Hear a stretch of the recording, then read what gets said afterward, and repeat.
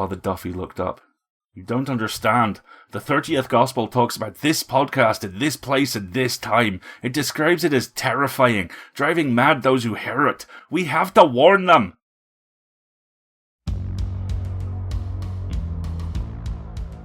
PseudoPod, episode 984, July 11th, 2025.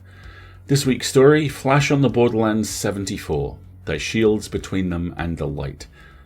4 stories written by Joanne Harris, Archita Mitra, Kat Day, and A.L. Munson. Narrated by Joanne Harris, Tatiana Gray, Kat Day, and Samantha Loney. Hosted by Alistair Stewart, with audio by Chelsea Davis. And we open, as we like to do on these, with a quote. The spears of the day shall not touch them. The chains of the sun shall not hale them forth. From To the Darkness by Clark Ashton Smith. Welcome to Flash on the Borderlands 75. I'm Alistair, your host, and Clark Ashton Smith's quote up there kind of sets the tone for the episode. I love the ambiguity in this, the oil-slick prism that changes your perspective as it reflects something like light. This is a hymn to the inalienably heroic. This is a warning about the things that lurk in the dark. This is a banishment ritual. This is a plea. This is Flash on the Borderlands. To start with, The Talented Beetle, written and narrated by Joanne Harris and originally published on Blue Sky on 13th April 2025. Joanne Harris, OBE, FRSL, is the award-winning author of over 20 novels, plus novellas, cookbooks, scripts, short stories, libretti, lyrics, articles, and a self-help book for writers, 10 Things About Writing, which is really good. Honestly, it's all really good. In 2000, her 1999 novel Chocolat was adapted to the screen, starring Juliette Binoche and Johnny Depp. She holds honorary doctorates from the Universities of Sheffield and Huddersfield, is an honorary Fellow of St Catherine's College, Cambridge, and a Fellow of the Royal Society of Literature. Her hobbies are listed in Who's Who as mooching, lounging, strutting, slumming, priest baiting, and quiet subversion of the system. She is active on social media, where she writes stories and gives writing tips as Joanne Chocolat. She posts writing seminars on YouTube, she performs in a live music and storytelling show with the Storytime Band, and she works from a shed in her garden at her home in Yorkshire. So, pay no attention to the industrious beetle and the smell surrounding it. Focus instead on the truth.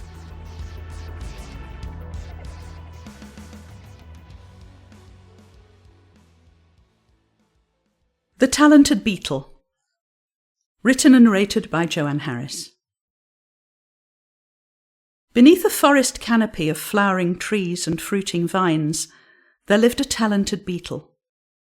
He was a craftsman among dung beetles, making not only balls of dung, but also crafting other shapes, flowers and leaves and insects. They were only made of dung, and yet they were perfect copies of the real thing, so that soon word of the dung beetle's art reached the forest canopy, where the king of the parrots lived, holding court, surrounded by his courtiers. The king of the parrots was very vain, and fancied himself a great artist, although he could do nothing but imitate, rather badly, the songs of other creatures. "This beetle is an artist," he said, "and I shall be his patron." Then, addressing the beetle, he said, "I hereby proclaim you the official artist to my royal court. You will henceforth be the official sculptor of my kingdom. You will build me a royal palace out of dung. Out of dung, you will create all my official statues."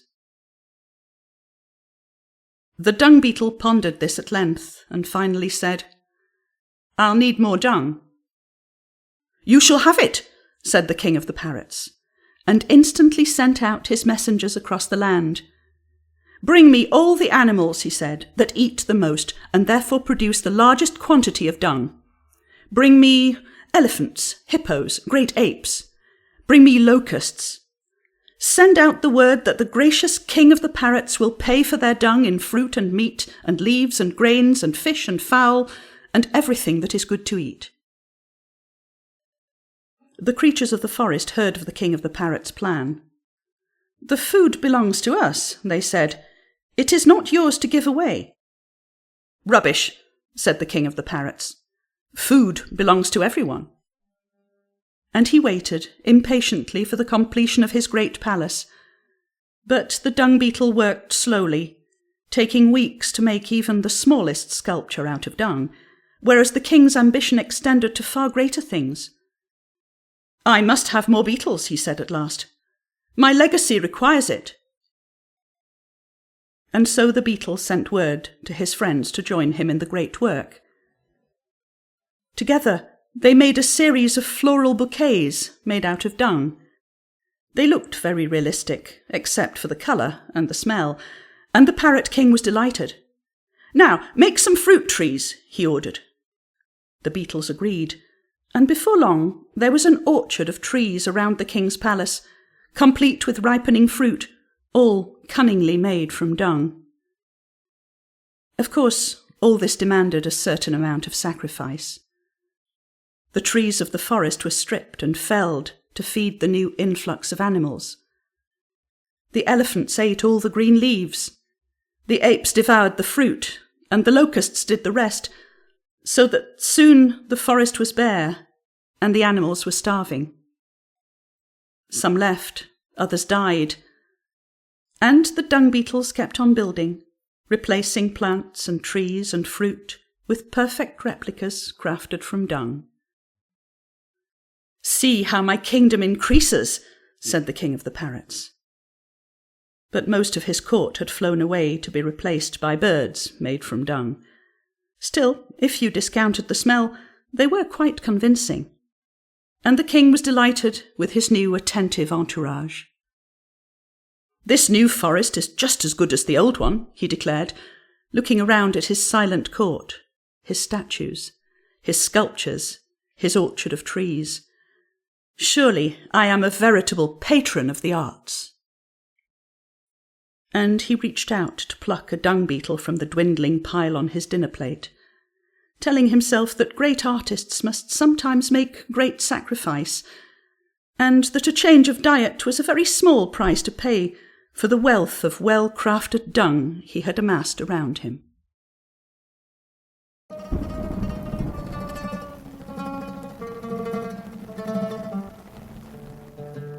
As is always the case, I find one or two lines that jump out, and there's one in particular here. "Surely I am a veritable patron of the arts." There is a lot to unpack in this clever beetle's ball of dung, starting with the horror story every creative I know has lived for the last few years. Generative AI. Art that looks like art but isn't. The comforting shapes of the familiar just moulded from the detritus of everything else. A garden as long as you look at it one way, a manure field another. And all the while the people foisting this thief machine technology on us, demanding to know why we aren't grateful for how slowly we're being killed. Then there is the Emperor's New Clothes of it all, and again every creative person I know laughs a little too sharply. We survive because the people who hate us are amused by us, and that is not a fire you can warm your hands on for long. I have friends who haven't worked in their fields for 2 years because AI has taken their jobs. I have another friend employed right now to correct the mistakes AI makes, mistakes which for some reason must be made before they can be corrected, not avoided altogether. Capitalism demands consumption. Consumption causes detritus. Eventually, shit really is all there is to eat. The thing I love about this story is how perfectly it captures the terror so many folks in the tech bro and nouveau riche classes feel at interacting with art. One of the notes I made was, you can't speedrun art, and you really, really can't. The same thinking that leads people to try leads to the elemental terror so many men in particular feel when they feel literally anything. You feel what you feel, and it doesn't matter what makes you feel it. Dung is dung, art is art, and sometimes, even in extremis, they're both. The horror here lies in this wholesale destruction and murder being an amusement, a polite lie everyone tells themselves until it's feeding time. And in the end, as we realise this may all have been the cruelest of jokes, we realise that it is always feeding time.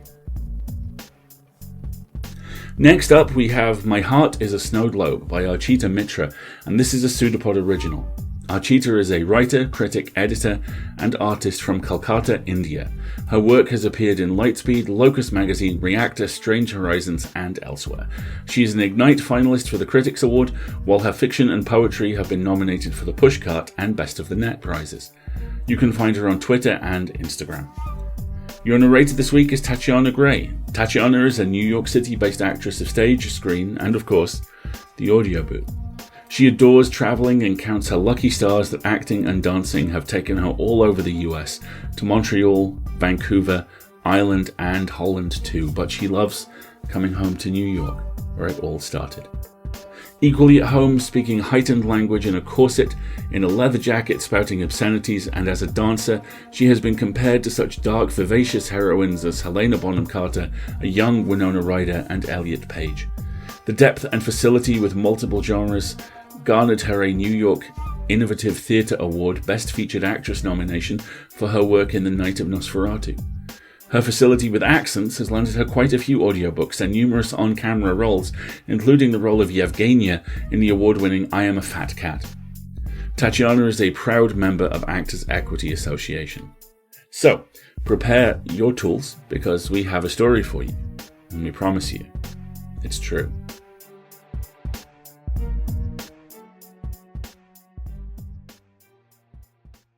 My Heart in a Snow Globe by Archita Mitra, narrated by Tatiana Gray. I watch my children in the snow globe all day. Little Liesel is looking out of the castle tower, a song upon her lips, snowflakes melting on her outstretched fingers, while Jana builds a snowman in the courtyard. She's added tiny twigs for hands, buttons for eyes, and a thorn from a rose bush for the nose. A fleck of blood glimmers at the dark tip. A little flavor, a little color. It fills me with pride that at least one of my kids is turning out an artist, like me. I, who painstakingly painted every brick in this castle, enchanted each tiny detail to make this impossible diorama come alive. The tinsel butterfly waiting on Jana's dark tresses, the green dragon plushie crafted with sponge and cotton that accompanies Liesel on treasure hunts, the iridescent icicles glittering from the turrets like tiny mirrors reflecting rainbow worlds within. Unperturbed by the cold, Jana dresses her creation with her blue overcoat, then invites Liesel to come down and play. "Don't be afraid," I almost whisper as my daughters play hide and seek, blissfully unaware that they are being watched. "Nothing can hurt you in here." But behind one of the stained glass windows, in a room locked from the inside so that the kids can't get in, a cradle sways in the soft breeze. The baby in it does not stir. She does not stir because I failed to save her. It is a reminder of why I must do what I do. Despite all the wards, Billy still finds his way into the musty attic, my workroom. He is looking for me, I suppose. He even brought along Jolly, the stuffed bear. The kid walks past the dusty dollhouse, peers at the shelves stacked with thick leather-bound books on spellcraft and biographies of artists that he's too young to read. Then my curious boy saunters to my untidy workbench, scattered with tools and paraphernalia, a carving knife, a microscope, spools of threads, magnifying glasses, papier-mâché, vials of paints, glue, a half-crumpled green origami dragon, several empty glass balls. "Mummy?" he asks in a fascinated voice, looking around. He hasn't seen me yet because I'm clutching my chest, crouched behind a set of antique trunks filled with customized snow globes for my clients. It isn't safe for him to be up here. A knife could cut him, or he could slip and fall. All it takes is one small accident, a careless wound, a life-threatening infection. My frail enchantments may not be enough, and I could lose him forever. Like I'd lost my first baby. She died in the hospital, just 2 weeks after welcoming her into the world. The doctors shrugged, said it was a case of pneumonia, that there was nothing they could do. As my husband hauled me away, he reasoned that suing the medics for negligence wouldn't bring our daughter back, that no power in the universe was powerful enough to bring her back. I swore I'd prove them wrong. My heart is hammering as Billy finally notices the special snow globe on the table. He picks it up and stares wide-eyed at the children inside it. He smiles, tugged by the strings of memory. It breaks my heart, but I must save him. The sooner the better. That sense of urgency takes over my nerves. It's a miracle that he even survived so long, almost 10 years, what with all the murders and acid rain and plagues and riots that my husband so placidly watches on the television every evening while munching on roasted peanuts. I think about how happy Billy will be as I whisper the ancient spell. For fear of frostbite, he's never been allowed to play in the snow or build a snowman, yet. But at my husband's insistence, we've taken our son to the zoo, where, unlike the other kids, he cried loudly, seeing the animals locked in cages, and to the beach, where he almost drowned when the tide slyly snuck up on us unawares. My fingers begin to glow faintly, impelled by a fire from within. There isn't much left for me to do as I slowly come up and surprise him. "Mummy, look! I finally found Liesel and Jana. They're in here!" I remember that look of shock in his bright blue eyes as I bury him in the backyard with his siblings. The snow globe rests in my pocket like a comforting hand, while I shake and weep all over. All that digging leaves me tired, but I still have more work to do. I lie to my husband about a new commission and disappear into the attic. After all, there's always a desperate customer who wants me to hex a policeman or craft a talisman to protect a loved one. But such measures are only temporary, undone by a more powerful will. One of them was Jolly the stuffed bear, now sitting on the ground, forlorn. I pick him up, wondering just how much Billy misses him. Tears fill my eyes. For a moment I wonder if I acted too hastily. But I'd given Billy more time than Liesel, 2 years more to be precise. I toss the toy aside and reach for my tools. I know just how dangerous this world is for little children, so carefully woven with curses and callousness and cruelty. I toil all afternoon and evening. There's a slight nip in the air, but I'm immune to the cold now. I put on my goggles, twisting wire into a small frame, wrapping it with straw and spider silk. Over the years, my sight has dimmed, and my fingers tremble, so it takes longer than usual to paint Billy's blue eyes and sunny face. But making art all through my mourning has taught me the virtues of patience. From Jana's old dollhouse, I take out a miniature bear and christen him Jolly. With oily fingers, I carefully screw the nuts and bolts to make a tiny wooden seesaw in a snowfield. I drill a hole at the bottom of a brand new, glassy globe. My labor brings back the joy I felt in the early months of pregnancy, all that anticipation and planning to create a happier, safer world together. Shuddering, I close my eyes and murmur the magic words. My breath mists the glass. I feel afraid, so afraid. The first time I attempted this spell, it did not work. I wait.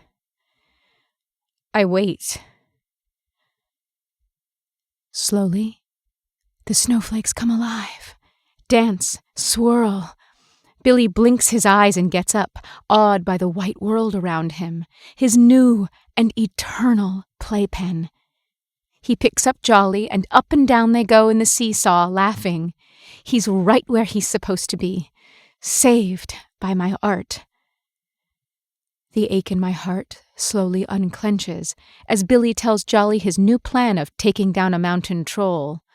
I feel so satisfied and relieved, each element of my tableau snugly in place, safe and immortal at last. I'm so caught up admiring my children that the outside world, the wintry chill, all fade out, until my husband is at the foot of the stairs, shouting that it's dinner time already and our son isn't home yet. He usually respects my artistic process, but lately the powders in his food seem to have lost their potency. I let out a loud sigh.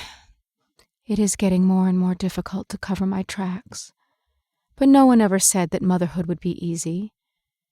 I kiss my precious snow globe and slowly put it down beside the other one, with a promise to return. As I leave the room, a ray of moonlight from the open window catches me unaware. A few flakes of snow gently drift past, and I shiver at the eerie sensation of being watched.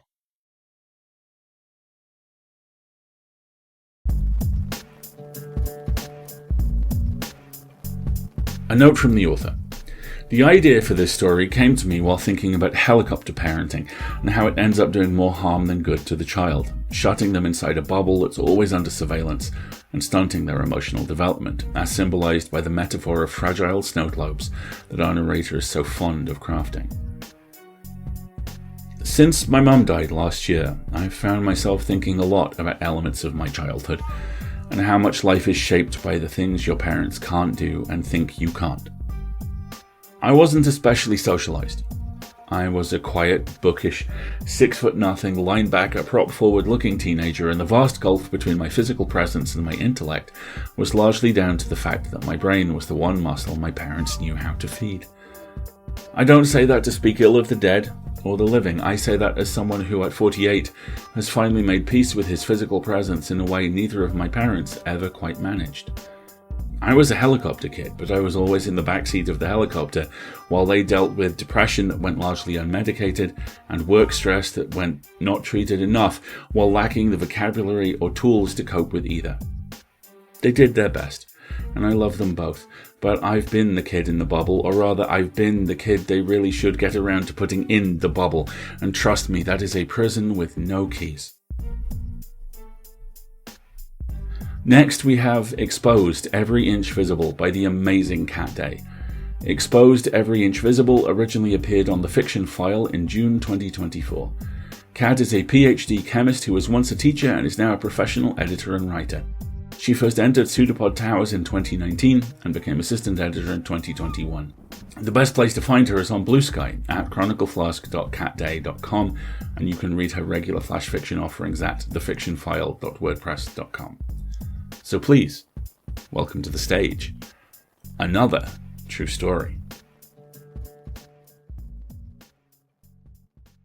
Exposed, Every Inch Visible. Written and narrated by Cat Day. Emil is standing in the wings, and I watch him frown at the first few jazz chords. He wasn't expecting this song. I fixed it with Jules, who does the sound, of course, but I spoke to no one else. He can frown all he likes. He's hardly going to walk onto the stage and drag me off. Not in front of all these people.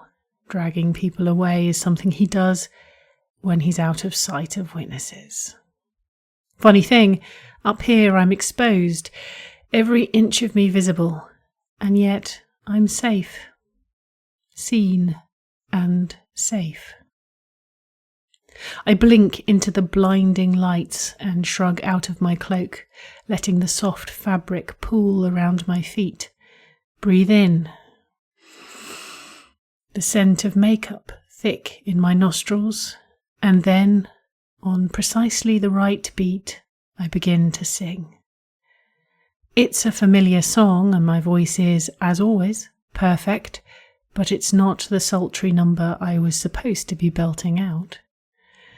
After a small gasp at the reveal of the skimpy gold glittery costume underneath my cloak, Several audience members look back to their drinks. So I start to point at people as I sing, mic in my right hand, one manicured nail extended from my left. People smile, some even laugh as I single them out, and it's not long before everyone begins to relax, even Emil. I glance at him again and see he's staring at the screen of his phone. Little fool. Time for the final verse. As I reach the anti-penultimate line, I begin to grin widely. So widely. Too widely.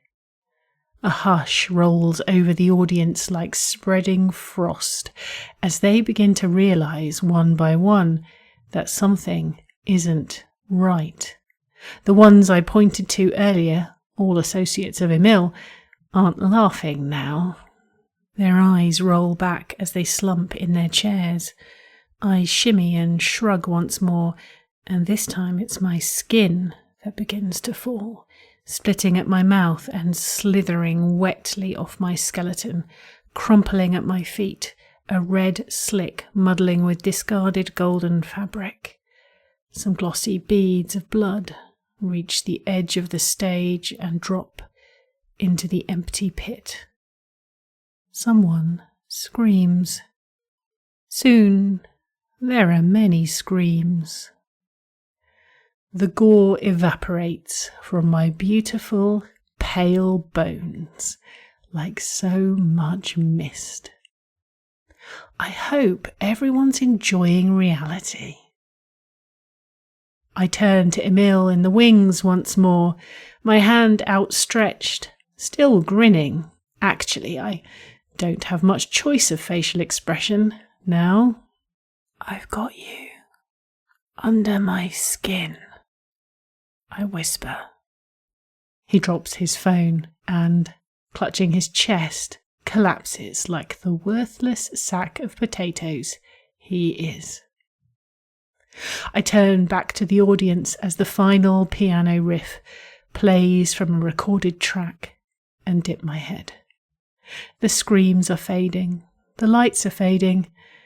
It's all to the dark, nothing left but the sense of copper and dust. I pick up my black cloak and pull the hood over my skull. But it's nice to be free of all that skin.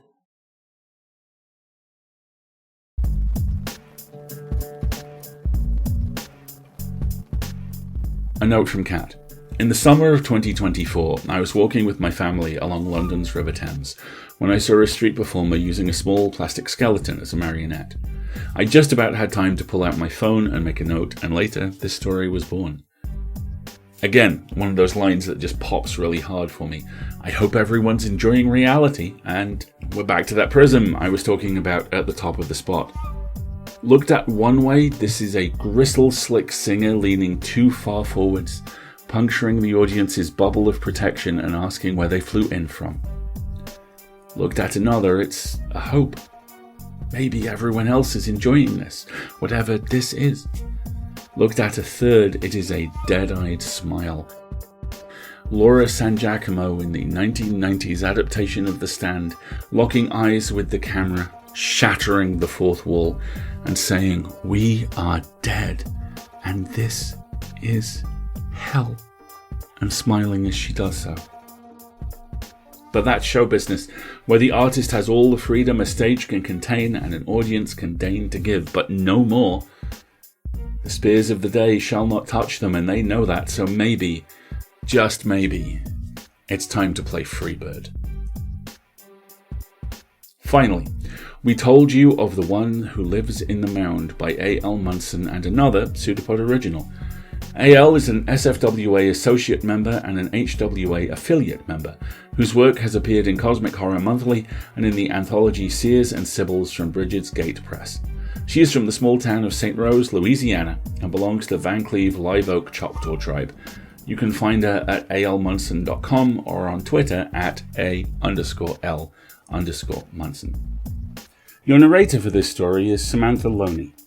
Samantha is a Métis filmmaker and podcast producer from the Laurent Sauvage and McGregor Riel families. A graduate of the Vancouver Film School, Samantha's films have screened at the Vancouver International Film Festival, Wingushed International Film Festival, and Maoriland in New Zealand, to name but a few. Samantha's podcast work has been featured on Canadaland, at the Victoria Arts Council's Levelling Up, Breaking Down exhibit for International Women's Day, and on the Indigenous 150 Plus podcast. Her current podcast, Travelling Métis, can be found wherever you listen to your podcasts. Samantha is a journalist for Simcoe Community Media, covering Métis news stories as well as other issues concerning Indigenous communities all across Turtle Island. So, one more time, one more true story.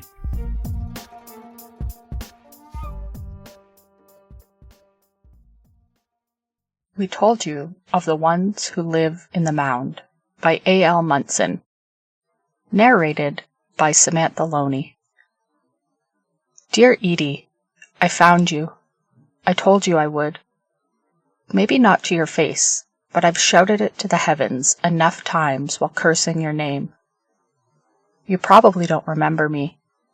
I've spent the past 20 years paying for what you did, but I likely haven't crossed your mind once since you left. Allow me to refresh your memory. You were 7 years old. So was I. You had just moved to our town from some big city. I forget which. Those strawberry blonde curls and green eyes of yours made you stand out like a blue heron in a flock of snowy egrets. Your name, Edie, with its hard D sound, was so foreign to us. You said your last name had been Brakowski, but your new, adoptive parents changed it to Timms. I, too, have a new name because of you. Despite your strangeness, my friends and I welcomed you into our clique. We called you Iti, meaning tree, to make you seem more like one of us, but you didn't like it. Perhaps we were wrong for trying to change you. Or perhaps your refusal to integrate was a sign of your disrespect for us and a warning of what was to come. We showed you around, taking you to all the farms and stables, to the river where the ones who came before us drowned themselves and now live beneath the waters, to the burnt and blackened ruins of the only church anyone dared to build here, to the clearing in the woods where the forest dwellers abduct and return the chosen children, and lastly, to the mound. We told you of the one who lives in the mound and how he would leave his home each morning for the river and return late at night, always remaining unseen. We told you his mound was a burial place and an altar. We told you these things, and still you did what you did. You said there was no creature in the mound, no drowned people living in the river, and nothing kidnapping children in the woods. It was all in our heads, and we were being silly. I warned you to respect the beings around us. The last time someone came to our town and mocked them, well, you had seen what was left of the church. You rolled your eyes at me and said something like, "Fine, whatever." For nearly a month you made no further fuss. You attended our ceremonies around the mound in silence, though your expressions conveyed boredom, judgment, and general discomfort.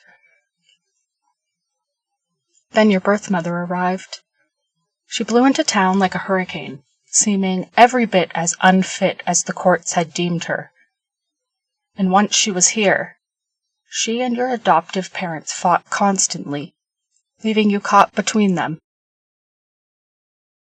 I don't blame you for being angry and needing a release, but you knew what you did was wrong, even as you did it. And a particularly bad argument between your mother and your parents. I saw you run from your yard carrying a short-handled shovel. I called to you, but you ignored me. It was clear then what you planned to do. I ran after you, but your long legs moved faster than mine. You scrambled to the top of the mound and shouted, "This is what I think of your backwards, hick town." You plunged the shovel into the earth while I pleaded with each panting breath for you to stop. You said it was just a hill of dirt and grass and that I needed to chill. But as you scooped out the shovel, something more than dirt and grass came with it. You bent down to examine the upturned earth and said, "Hey, this is all clay. Did someone build this thing?" I finally caught up to you, grabbed your arm, and led you away. Black clouds took over the sky, and the birds of thunder and lightning circled overhead. I pointed them out and warned you that they were alerting the one in the mound. But it was like you couldn't see them.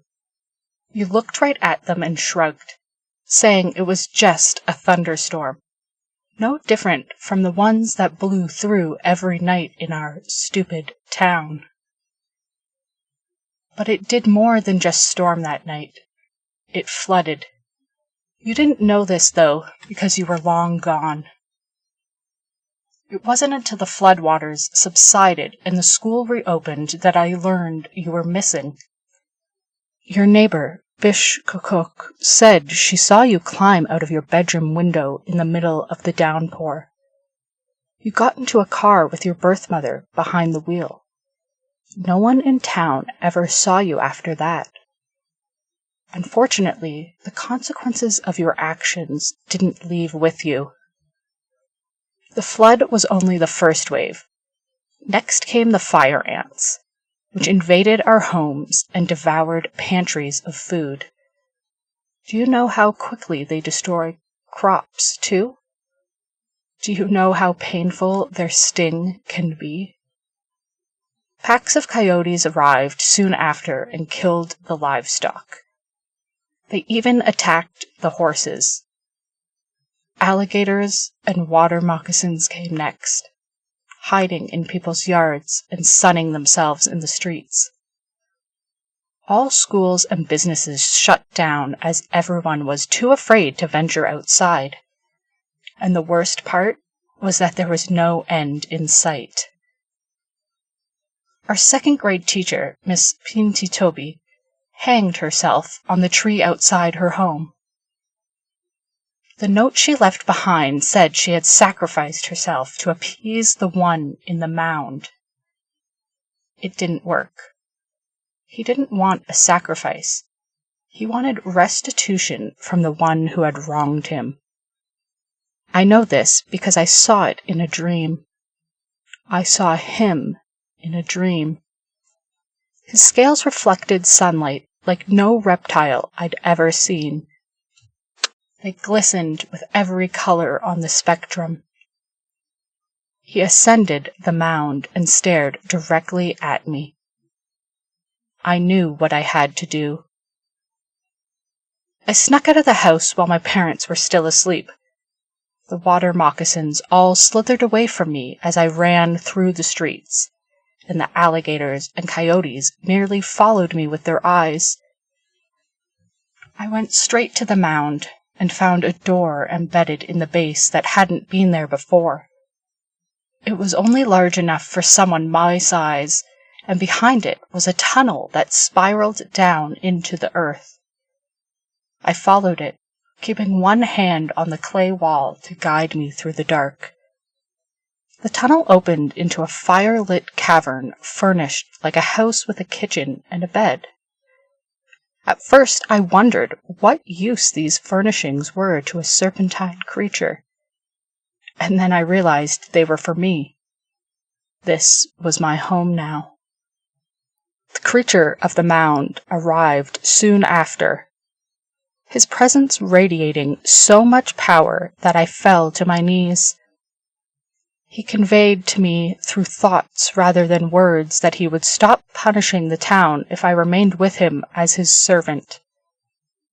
My main task was to find the one who had desecrated his sacred home and bring her to justice. I know this seems unfair to you.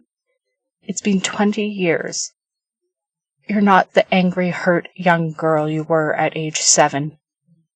But Itty, you may not want to be Itty, but it is the fate I chose for you. All actions have consequences. The passage of time doesn't change this. You have no need to fear me.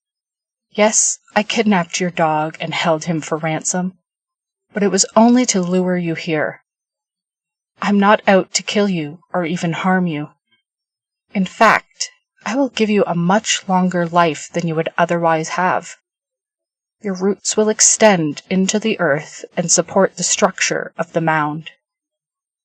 Your branches will provide shade to our worshippers during the hot summer months. Your twigs will fuel our ceremonial fires. And in this way, you will serve our people for generations to come. Don't bother trying to run. If you're reading this letter, it means you're here at the mound, and your toes began to take root the moment you arrived. Your schnauzer is safe. Our town will care for him like all the other strays. Maybe he'll recognize you. I'll return to the mound within the hour.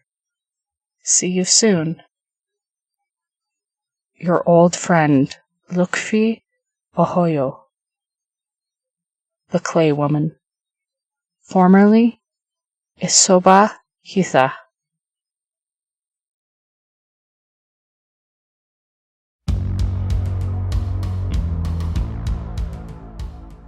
Some story notes, again, from the author. This story is a blend of real-life events from my childhood and my tribe's traditional beliefs. Edie, not her real name, is based on a friend of mine who disappeared when we were children. Rumour has it that her birth mother had kidnapped her from her adoptive parents.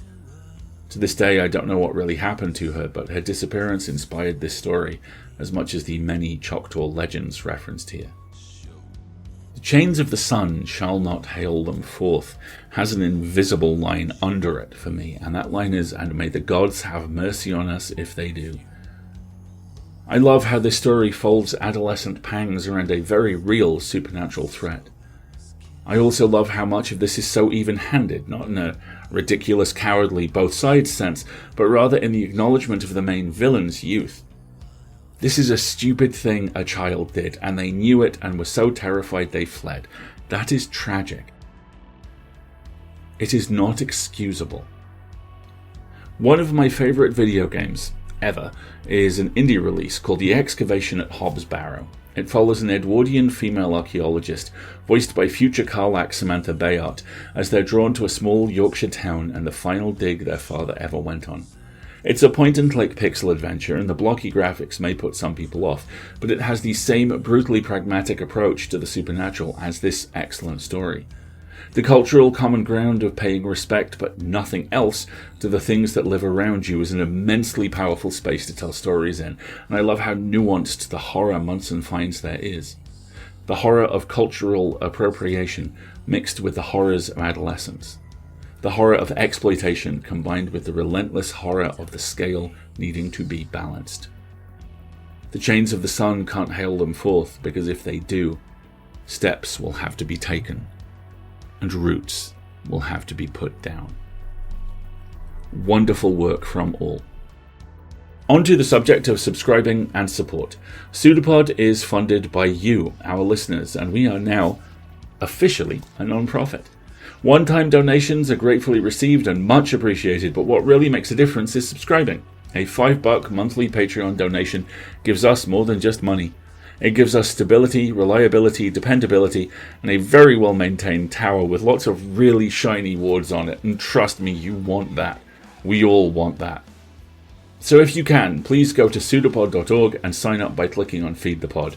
If you have any questions about how to support EA and ways to give, please reach out to us at donations@escapeartists.net. If you can't afford to support us financially, then please consider leaving reviews of our episodes or generally talking about them on whichever form of social media you are obsessively doom scrolling this week. We have a Blue Sky account right now and we're really enjoying it. We'd love to see you there. It's at pseudopod.org. Also, if you are only able to boost us socially or help raise our profile, please understand that's fine. Times are very, very hard at the moment. We know that. We're an arts organisation, and we know that money is tight. So if you can donate financially, we are so grateful. But if you can donate time, we are so grateful. One last thing, if you like merch, you can also support us by buying hoodies, t-shirts and other bits and pieces from the Escape Artists Void merch store. The link is in various places, including our pinned tweet, a term we're very deliberately using because it annoys the world's richest bigot over on Blue Sky. PseudoPod is part of the Escape Artists Foundation, a 501c3 non-profit. This episode is distributed under the Creative Commons Attribution Non-Commercial No Derivatives 4.0 International License. Download and listen to the episode on any device you like. Don't change it, don't sell it. Theme music is by permission of Anders Manga. Join us next week for Think of Me by Lindsay King Miller and narrated by the amazing Kitty Sarkozy, with Chelsea on audio production and, I'm pretty sure, me back in the host seat. Before then, PseudoPod wants to remind you, thanks to both the excavation of Hobbs Barrow and Othello, that it is the very era of the moon. Oh, and check out the show notes. There's a bunch of really good stuff in there. We'll see you next time, folks.